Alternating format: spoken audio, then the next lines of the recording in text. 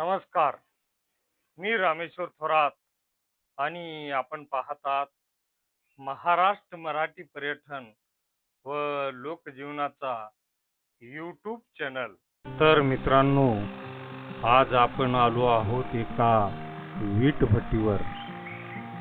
सध्या इथे कामगार नाही, पण त्यांच्या जीवनाच्या अनेक खुणा आजही येथे दिसून येतात.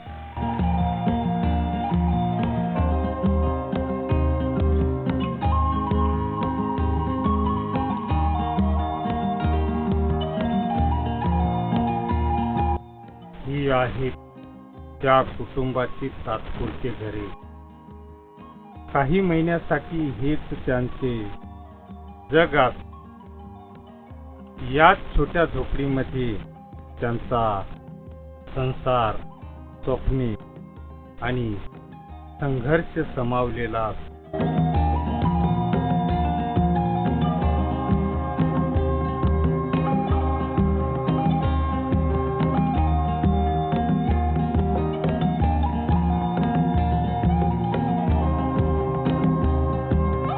या चुली, ही भांडे आणि हे रिकामे अंगण हे सांगून जातात की येथे कधी काळी मुलाचा गोगाट आणि कुटुंबाचे दैनंदिन जीवन सुरू होते.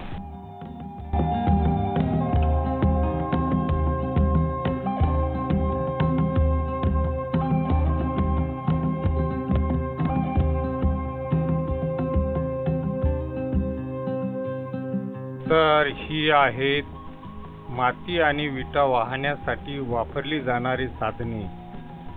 झमेली, हातोड्या आणि इतर साहित्य. या साधनाच्या मदतीने हजारो विटा तयार केल्या जातात. राम नाम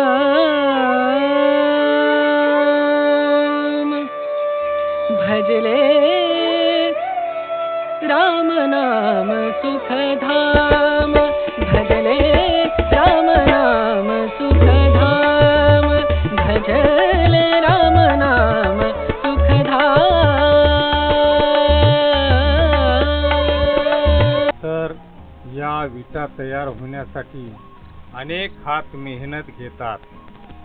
कडक उन्हात, थंडीत आणि पावसाच्या आधीच्या धावपळीत कामगार दिवस रात्र परिश्रम घेतात. तेरा पूरन हो सब काम, तेरा पूरन हो सब काम भजले, राम नाम सुखधाम भजले, राम नाम सुखधाम.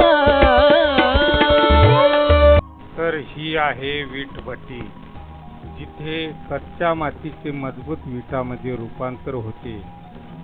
पण या विटासोबत घडत असते अनेक कुटुंबाची जीवन कथा.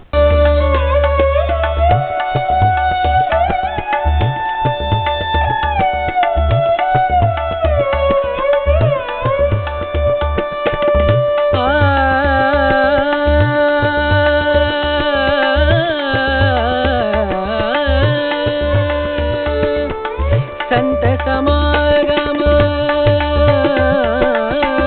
संत समागम, संत समागम, संत समागम करे निरंतर, संत समागम करे. आज हा परिसर शांत आहे, पण या शांततेतही अनेक मेहनती हाताच्या आठवणी दडलेल्या आहेत.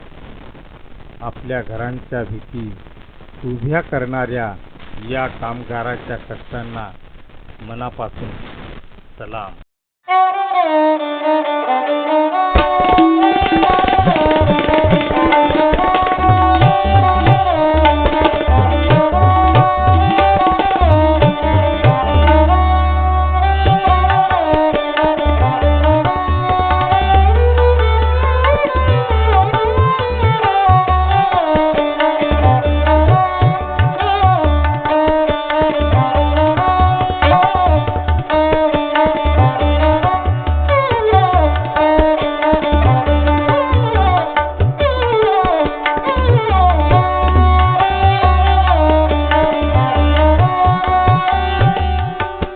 हा व्हिडिओ आवडला असेल तर लाईक, शेअर आणि चॅनलला सबस्क्राईब करायला विसरू नका.